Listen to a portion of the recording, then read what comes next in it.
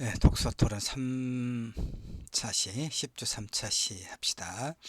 10주는 전체적으로 어, 한국 사회와 장애인 문학, 장애인 문제 두루 살피고 있습니다. 2차 시에는 이청준 소설 당신 일천국과 공지영 소설 도가니를 중심으로 장애인들을 어떻게 대상화하고 있는가를 살폈어요.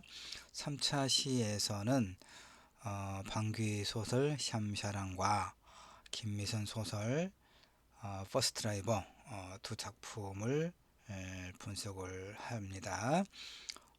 제목을 대상에서 주체로 주체가 나옵니다. 이제 그러니까 두 작품은 여성 작가 여성 작가고 그 여성 작가가 둘 다 장애 여성이라고 그랬습니다. 그러니까 장애인 특히 장애 여성 자신이 쓴 소설을 통해서 장애를 어떻게 자신을 어떻게 인식하고 있고 그 다음에 극복이라고 하는 말은 옳지 않다고 했습니다. 1차 시대 그렇게 이야기했죠. 그러니까 어떻게 넘어설 것인가 그래서 주체적 삶을 살 것인가의 문제를 살펴보려고 합니다.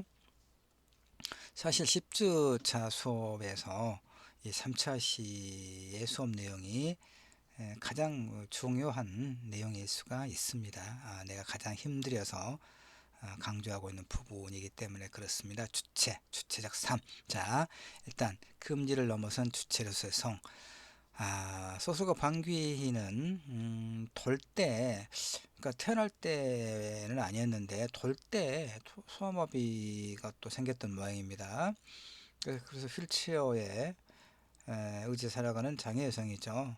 그 다음에 이제 공부를 열심히 했어요. 어, 이렇게 쭉 그래서 지금 이게 이제 좀 오래 전에 쓴 그 논문이기 때문에 논문이긴 합니다만은 어쨌든 방귀위 소설가 방귀위는 공부도 열심히 하고 그 다음에 장애 여성 활동가로서도 열심히 하고 특히 장애인 문학 전문 잡지인 소떼문학을 발행을 해서 지금은 이제 몇 년 전에 100회 100호까지인가 개간지로 나왔는데 100호까지 발간하다가 이제 멈췄어요. 그리고 이제 지금은 아닐 텐데 뭐 방송 작가로도 활동을 하고 이렇게 그다음에 이제 작가 그러니까 이 방규희 선생의 이런 그 노력은 소위 이제 내 말로 하면 긍정적 자아를 만들어가기 위한 이런 노력은 장애인은 전반적으로 무능력하다는 이런 잘못된 통념을 바꾸고 싶었던 의지와 무관하지 않을 것이다 이런 생각을 합니다. 특히 이제 그 장편 샴샤랑은 뇌성마비 장애인으로 휠체어를 사용하는 여성 장애인 박수아의 사랑 이야기를 그린 작품이죠. 작가의 전기적 사실을 비춰볼 때 일정하게는 이제 어떤 뭐 꼭 그렇다고 말할 수는 없겠죠. 그러나 어쨌든 자전적 소설의 요소가 많이 보이는 건 분명해요. 이 글에서는 사실 이제 이 소설뿐만이 아니라 모든 소설은 작가의 자전적인 요소가 있죠. 직접적이든 간접적이든. 자, 그래서 이 글에서는 장애 여성의 몸에 대한, 더 정확하게는 장애 여성의 몸에 대한 금기를 넘어서는 주체 발의 발화가 이제 말하는 거죠. 말과 행위. 그러니까 이 글에서 이게 중요해요. 내가 이 밑줄을 그을 수 없어서 참 안타까운데, 하여튼 장애 여성의 몸에 대한 금기를 넘어서는 주체 발화에 주목하고자 하는데 그건 왜 그런가? 자, 인간은 누구나 기본적으로 물질로서의 몸을 통해 현존. 우리는 그 이제 우리 동양에서는 몸과 마음 내지는 몸과 정신을 이렇게 이분법적으로 구분하고 몸에 대한 담론은 정신에 대한 담론보다 훨씬 이렇게 뭔가 좀 저열한 저급한 그런 것을 치부해 왔어요. 물론 이제 우리가 소위 그 사랑의 관계에 있어서도 어떤 그 서로를 이제 존중하고 그런 어떤 소위 정신적 교감 없이 육체만을 탐하는 그런 관계는 사실 우리가 바람직한 사랑의 관계라고 말하기는 어렵죠. 그것이 적절하게 조화를 이룬 그런 관계가 가장 바람직할 거고요. 그런데 그 얘기예요. 하여튼 인간은 누구나 기본적으로 물질로서의 몸을 통해 자신을 드러내는 거죠. 그 몸은 또한 생물학적 성별로 구분되죠. 남성이냐 여성이냐. 물론 이제 지금은 뭐 간성해서 그 어떤 뭐 소위 트랜스젠더라든가 또는 뭐 이 이제 어떤 동성 간의 사랑도 우리가 폭넓게 이제 인정하는 그런 이제 세상이 되긴 했지만, 전통적으로는 이제 남성이냐 여성이냐 이런 그 생물학적 성별로 일단 구분하는 측면이 많죠. 어쨌거나 몸은 주체 형성에 있어서 인식론적 기반과 젠더적 경험, 이 경험이 각인되는 육체, 그리고 사회 역사적 토대가 논리적 연관성을 찾아가는데 구심점이면서 무대가 되는 것이 몸이다. 그러니까 우리의 그 그러니까 자신을 가장 적실하게 드러내는 지표가 몸이다 그 말이에요. 우리는 몸으로서 현존해요. 그렇죠? 몸. 이 몸이 남성의 몸인가 여성의 몸인가 젊은 몸인가 늙은 몸인가 병든 몸인가 건강한 몸인가가 그 사람을 어쩌면 그 사람 거의 모든 걸 드러내는 하나의 지표가 되죠. 그렇죠? 우리가 눈으로 다른 사람을 지각할 때 뭘 봅니까? 몸을 보는 거죠. 그렇죠? 몸을 보되 그 남성인가 여성인가 건강한가 아닌가 뭐 젊었는가 늙었는가 이런 몸을 보는 거죠. 마찬가지.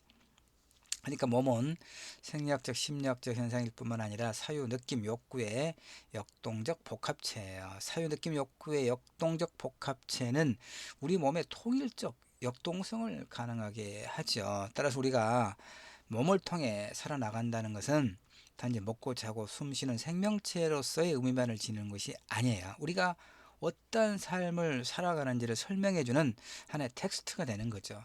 우리는 몸을 실마로 해서 인간의 외적 내적 우주에 살아있는 통일된 구조, 즉 진정한 인간의 본성을 밝힐 수 있죠. 그러나 또한 한 사회의 담론이 생산되고 선별되고 조직화되는 과정에서는 배제라고 하는 특별한 힘이 작동해.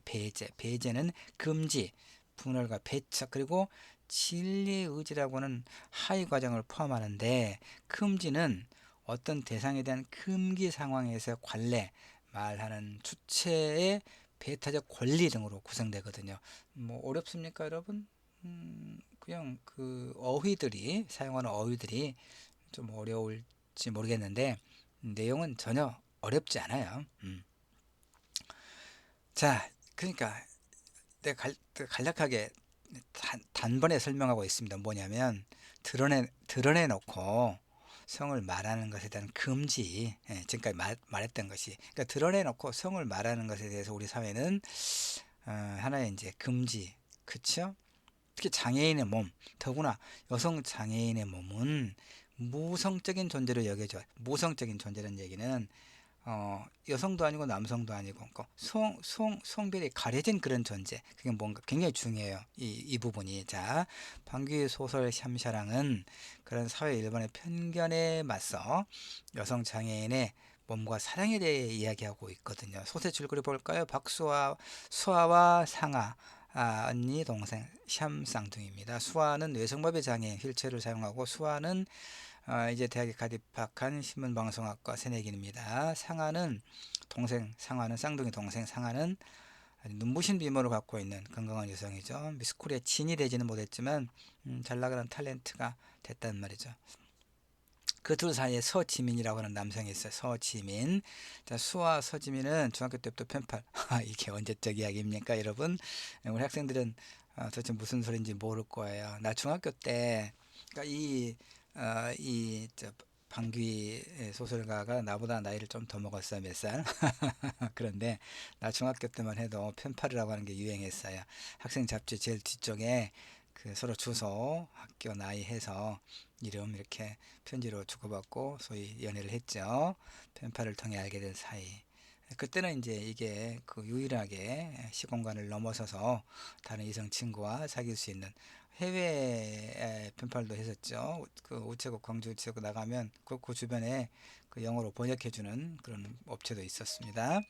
자, 어쨌든 박수아와 서지민은 중학교 때부터 편팔을 통해 알게 된 사이고, 지민은 수아를 위해 우리나라 많이 좋아했나 봐요. 수아를 위해 우리나라 건축 문화를 바꾸겠다.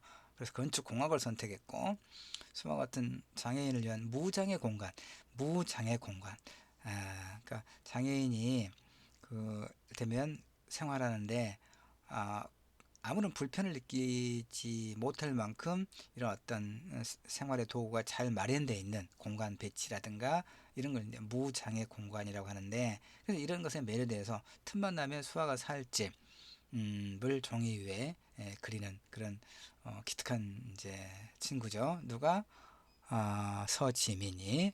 그런데 이제 몸의 불편한 수아를 대신해서 상아가 지민을 만나는 경우가 많았죠. 그러면 문제 생기죠. 예쁘잖아요. 동생이 그 상아가 미스코리아 대회에 나갈 정도로. 그러니까 두 사람은 급속하게 가까워지죠. 급기야 이거는 이제 좀 소설이 조금 그런 통속적으로 흐르는 측면이 있는데, 하여튼 상아와 대통령의 남봉꾼 아들 사이에 연문설이 불거지고 그 위기를 모면하려는 과정에서 두 사람이 육체적 관계를 맺고 결국 지민은 그토록 좋아했던 수아가 아니라 상아와 결혼하게 되죠. 그러니까 통속적인 드라마로 흘렀네요. 더구나 여성인물 중 하나인 상아가 유명한 탤런트가 되고, 또 수아와 상아의 아버지가 전직 국회의원이라거나 남봉군인 대통령 아들과 연문설에 휘말린다 이런 이야기는, 그 다음에 또 상아와 지민의 결혼식 주례를 총리한다. 그러니까 우리가 이제 그 흔히 볼 수 있는 드라마 또는 이제 뭐 돈의 맛 같은 그런 제목의 영화, 굉장히 속물적인 통속적인 그런 이야기 전개가 좀 있습니다. 그래서 이런 이야기는 여성 장애인의 몸과 성 그리고 사랑이라는 주제를 형성하고 있는 이 소설의 의미를 굉장히 반감시키는 요소가 돼요. 그런데 이 소설의 작가가 방송국에서 드라마를 집필하거나 그런 프로그램을 진행하는 일을 해온 사실에 비춰보면 아마 이제 그랬던 모양인데, 자관의 이제 소설적 어떤 그 소위 미학적 측면에서는 상당히 이제 이런 그 이야기 전개, 이런 인물의 설정은 소설적 의미를 굉장히 반감시키는 그런 좀 문제는 있습니다. 그래서 이제 그 작가의 방송 작가로서 체험과 그 체험이 무의식의 형태로 이 소설의 서사 전개에 끼어들었다고 우리가 이해할 수 있겠죠. 그러나 문학은 특수한 이야기를 통해 보편적 진리를 추구해야 설득력을 얻을 수 있거든요. 그렇게 봤을 때 오늘 한국의 장애 여성 일반이 갖고 있는 성과 사랑의 문제를 제기하면서 지나치게 현실과 멀리 있는 인물과 상황을 설정하고 있는 점은 이 소설의 굉장히 큰 취약점이에요. 그럼에도 불구하고 이 소설은 여러 중요한 논점을 제기하고 있는, 그게 뭐냐, 여성 장애인은 장애를 인지하기 시작한 그 시점부터 자신의 몸에 대한 정체성뿐만 아니라 성적 정체성에 대해 끊임없이 의심받아. 이게 중요합니다. 이 소설의 의의가 여기에 있어요. 수아 엄마는 아주 옛날부터 수아 여성을 부정했어요. 수아가 박사학위를 받은 후에 소설에서 그런 거죠. 시민운동에 종사하고 수아를 돕는 김영건이라는 남자가 그녀를 좋아하고 있는 걸 알게 된 그 상아가, 동생이죠, 미스코리아 예쁜 상아가 엄마에게 이렇게 말해요. 원희도 결혼해야 될 거 아니야 라고 말하니까 엄마는 뭐라고 이야기하냐면, 쓸데없는 소리, 수아 결혼 안 해 라고 단정적으로 말하고 있죠. 아니, 자기가 수아가 아닌데도 불구하고 수아 엄마가 이렇게 이야기해요. 나아가서 수아가 결혼 생활 어떻게 해? 내 언니 사랑 같은 건 몰라. 사랑 같은 건 몰라. 사랑도 모를까요? 라고 확신해요. 이 소설에서 수아를 바라보는 그녀 엄마의 이와 같은 발언은 그녀가 여성이라고 하는 보험제에서 제외된 존재로서의 여성 장애인으로 규정되고 있음을 알 수 있게 해주죠. 이게 굉장히 중요한 거예요. 이렇게 여성 장애인은 장애 정도와 무관하게 신체적 장애가 있다는 사실만으로도 여성으로서의 정체성에 위협을 받고 있죠. 손이나 팔, 다리 등의 외형의 손상을 지닌 여성은 기능적인 제약을 지닌 여성이 아니라 여성이라는 범주에서 제외된 존재로 취급을 받아요. 그래서 여성 장애인은 여성이 아니라는 거죠. 이게 모성적 존재다 이 말입니다. 그래서 이 소설의 여성인물 수아는 다른 여성들과 하등 다를 것 없이 자신의 몸을 느끼고 반응하는 지극히 정상적인 그런 존재예요. 소설의 앞부분에 이제 뭐 어떤 얘기가 나오냐면 수아는 지민과 남자친구 펜팔로 사귄 이제 이 지민을 만나거든요. 지민과의 첫 키스를 하면서 눈앞이 캄캄해지는 걸 느껴요. 마치 태양이 갑자기 빛을 잃어버린 듯 주위가 어둡게 느껴지다가 이내 태양빛이 한꺼번에 쏟아지는 듯 새하얀 광채에 몸을 떤다고 묘사가 되어 있거든요. 그러니까 그녀의 여성성이 지민의 남성성과 연결되었다는 느낌을 갖는 거죠. 이게 당연한 거 아니겠습니까? 단기소설 샴샤랑이 의미 있는 지점이 바로 여기 지점 하는 것. 지점이 이렇게 많은 본점은 어디에 있는가 내가 가끔 그렇게 질문하면서 혼자 웃습니다. 학교에서 이제 그 뭐 논문 발표회 하면서 이런 지점 이야기하니까 나는 혼자 좀 웃어요. 피시시하고. 그럼 본점 어디 있냐 하는데 나도 무의식적으로 이렇게 또 지점이라고 쓰고 있습니다. 이 좀 그 어떤 언어적 관습인데. 자, 다시 중요한 부분은 여기 있다 그 말이에요. 금지된 주체. 뭘 금지? 성을 발설하는 것을 금지된 주체로서의 여성 장애인의 성을 담론화 문제 제기하고 있다 이런 얘기예요. 소설에서 장혜성 수아의 엄마가 보이는 태도에서 우리가 확인했던 것처럼 여성 장애인은 재생산을 할 수 없는 존재거나 성적 쾌락을 누릴 수 없는 존재다. 단지 보호를 필요로 하는 어린아이와 같은 존재라는 통념, 일반적인 생각에 맞서서 이 소설의 여성인물은 나름의 사투를 벌여요. 우선 그녀가 이겨내야 할 금지는 뭡니까? 엄마를 비롯한 일반의 장애 여성에 대한 그랬던 통념이죠. 장애 여성의 몸과 성에 대한 부정을 넘어서는 일이 되겠죠. 그러나 수아는 이제 그 장애를 갖고 있기 때문에 자신이 좋아하는 그 남자친구 지민의 친구들 앞에 모습을 드러내지 않아요. 당당해져야지 하면서도 막상 나가려고 하면 자신이 없어졌다.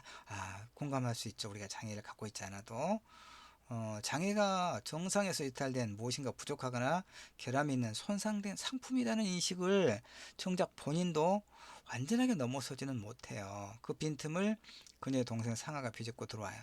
수아와 지민 사이에 균일이 생기죠. 그런데 상아의 경우에 이제 또 그녀가 간암이 악화돼서 죽음을 목전에 두었을 때 왜 지민을 좋아하게 되었는지 이렇게 말해요. 그러니까 간암이 악화돼 죽음 그러니까 하여튼 이 소설은 그야말로 통속적인 내용이 좀 그런 설정이 많이 돼 있어요. 자, 병원에서 지민 씨가 언니 앞에 나면서 내가 이제 지민을 좋아하게 됐다 이런 얘기죠. 나한테는 그런 진정한 친구가 없었거든. 그때부터 언니가 커 보였지. 언니한테서 지만이 아니고 박지만이 아니고 지민인데 지민 씨만 오타가 가끔 하나씩 한두 개 있습니다. 지민 씨만 떼어놓으면 내가 언니보다 커 보일 줄 알았어. 그래서 지민 씨 내가 뺏은 거야. 내가 뺏었어. 자, 지민은 상아를 안으며 수아를 생각하고 수아를 보면 상아가 떠올라 몸이 이제 결박되고 온 몸이 결박되고 그러니까 이제 소위 이제 그 삼각관계를 이제 다루고 있습니다. 소설에서 이제 그 전형적인 어떤 갈등 구조를 만들 때 이 트라이앵글 삼각형 구조를 만들거든요.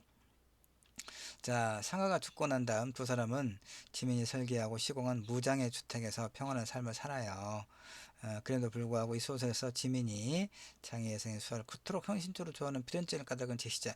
이것도 하나 이제 이 그 남자 이 지민이 장애 여성의 수아를 그토록 헌신적으로 좋아하는 필연적인 까닭은 좀 제시되지 않더라고요. 이것도 이제 소설을 미학해서 소위 필연성이 보이지 않는 좀 취약한 부분이긴 해요. 일반적으로 장애를 갖지 않은 남성이 장애를 갖고 있는 여성을 좋아할 때는 그야말로 무언가가 필요하지요. 근데 그냥 펜팔로 이렇게 편지를 주고받고 일정하게 정을 쌓았다고 그래서 이제 그 장애성을 위해서 이제 건축학과에 대학에 들어간다거나 그야말로 헌신적으로 그 좋아하는 필연적인 까닭은 하긴 우리가 누군가를 좋아할 때 필연적인 까닭이 명료하게 있는 건 아닐 수도 있어요. 그러나 따지면 있거든요. 멋있다거나 예쁘다거나 돈이 많다거나 성격이 좋다거나 뭐가 있어야 되잖아요. 근데 이 지민이 수아를 그토록 헌신적으로 좋아하는 필연적인 까닭은 제시되지 않죠. 자, 일반적으로 이성 관계는 외모에 의해 큰 영향을 받아 이건 우리가 인정해야 돼요.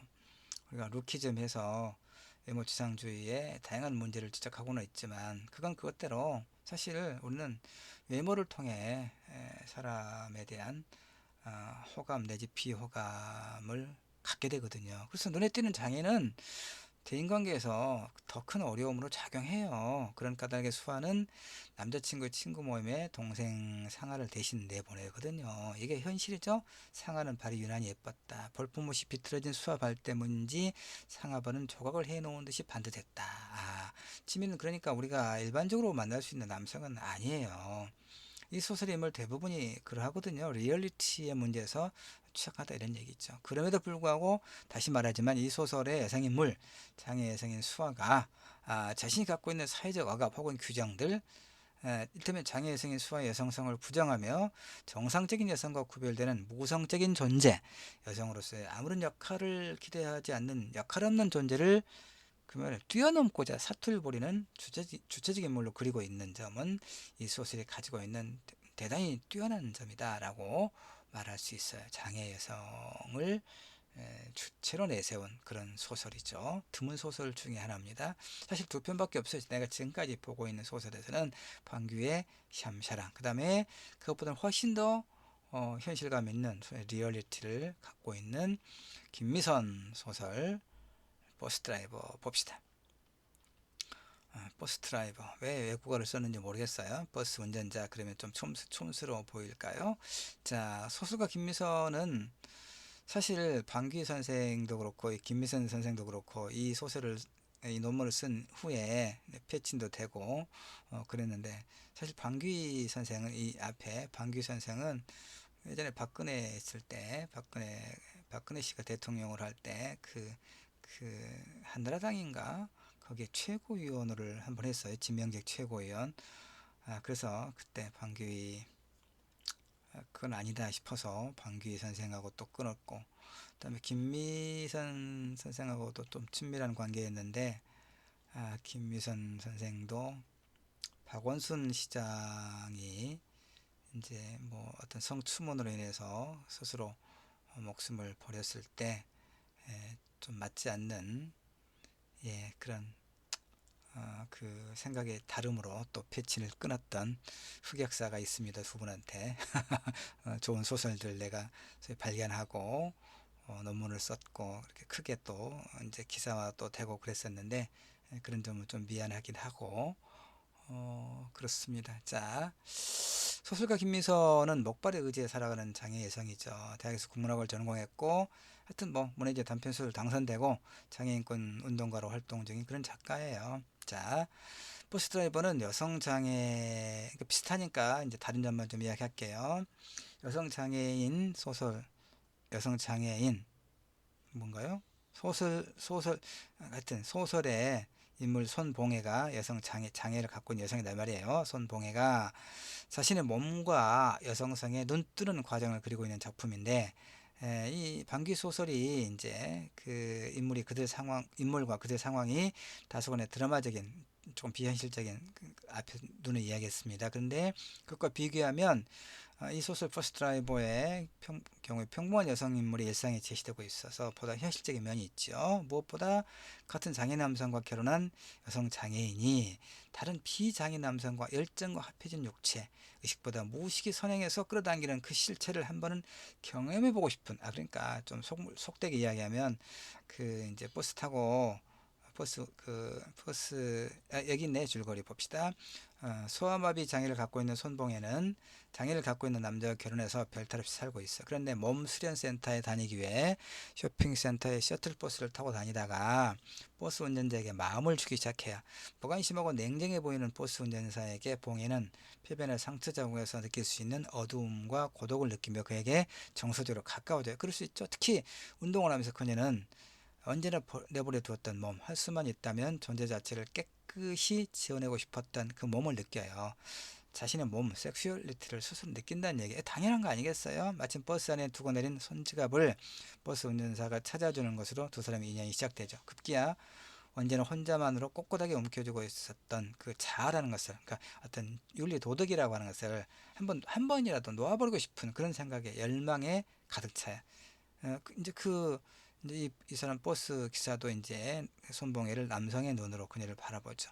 여자를 만나는 남성의 기쁨이 그 눈에 담겨 있었다. 그런 남자의 기쁨을 확인하는 여자의 깊은 희열이 그녀의 온몸을 거듭거듭 적셔내는 것이다. 그러니까 봉이는 그를 단 한 번이라도 가슴에 품고 그를 통과해내고 싶어 해요. 그러니까 속되게 말하면 바람을 피우고 싶다는 얘기죠. 그래서 봉이는 남편에게 그래 당신 부디 눈을 감아주세요라고 호소하게 이릅니다. 물론 현실에서 이러면 큰일 나죠. 그러니까 소설이니까 소설은 현실을 뒤따라가거나 아니면 현실을 앞서가는 거니까. 자, 우리 사회에서 여성 장애인에 대한 배제와 차별은 육체의 기능적 손상 때문이라고 설명하고 있거든요. 즉 여성 장애인의 육체가 정상적인 육체의 기준에 미달된 자신에게 부여된 역할을 수행하기에는 기능적으로 부족하다는 통념을 근거로 여성 장애인의 차별을 생물학적 조건에 의한 당연한 결과라고 생각해요. 이렇게 정상에 관한 담론은 비정상을 주변을 시키거든요. 비정상으로 정의되고 분류되고 치료되는 과정을 통해 일탈, 소위 비정상은 통제의 대상이 되고 그런 통제가 효과적으로 이루어지기 위해서 규율은 내적 통제에 대한 통제로 내면화돼요. 스스로 이건 옳지 않아라고 마침내 스스로 순종적인 육체를 생산하게 되죠. 그 결과 이 소설의 여성인물 봉에도 바지만 입고 자랐다. 그 속에 늘 감춰져 있어야 했던 육체, 수치스럽게 흔들리던 다리라고 자신의 장애를 수치스러워해요. 그녀의 어머니 역시 방귀 소설 샴샤랑 장애성 수아의 어머니가 그랬던 것처럼 장애를 갖고 있는 남자와 결혼하겠다고 했을 때 미쳤구나. 네 한 몸도 꾸려나가기가 어려운 판에 또 그런 사람을 만나 무슨 수로 살아가겠느냐는 거냐 이렇게 이게 이제 하나의 현실이기도 해요. 장애를 가지고 있는 장애 여성을 가지고 있는 엄마의 현실 인식이죠. 그러나 장애 여성은 그게 아니죠. 그러니까 봉에도 여성이라는 보험제에서 제외된 존재, 모성적인 존재로 지금 규정되고 있죠. 그래서 그녀에게는 전통적인 성 역할이 요구되거나 아내 혹은 어머니가 되기를 아무도 기대하지 않죠. 오직 어린아이처럼 보호받아야 할 존재로 여겨져요. 그래서 장애 여성은 장애가 자신을 정상인의 보험주에서 제외시키는 요인이기 때문에 장애를 자신의 떼어내버리고 싶고 부정하고 싶지만 실제로는 불가능한 현실에 직면하죠. 그래서 무력감과 자기 비하의 늪에 빠져요. 봉에는 세상은 결국 크나큰 피의 덩어리로 뭉쳐져 있다는 것을, 그것의 가장 깊은 원인이 바로 자기 몸에 있다는 것을 그녀는 첫 돌을 넘기자마자 배우기 시작했다는 거예요.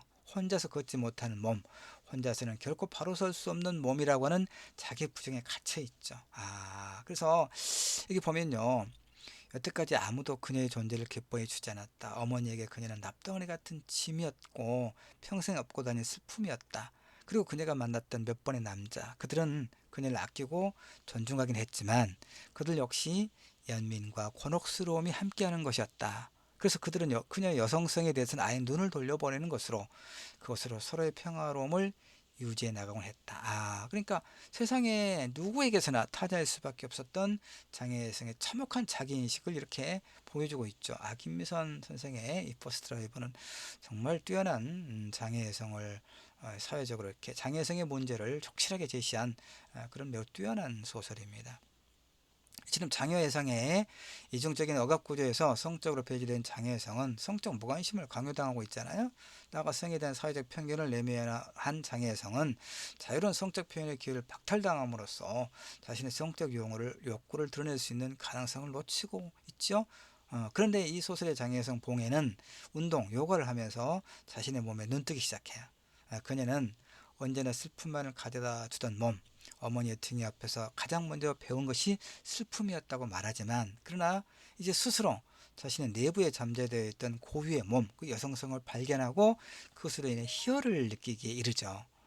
그래서 그녀의 몸은 더 이상 그 남자를 바라보는 것만으로 만족하지 못해요. 그래서 그에 대한 갈증으로 그녀의 몸은 아우성치고 몸부림쳐요. 나를 안아다오, 나를 안아서 그 길을 건너다오. 이제 그녀는 그 앞에서 애원하죠. 그래서 남편에게 그러면 왜 안 돼?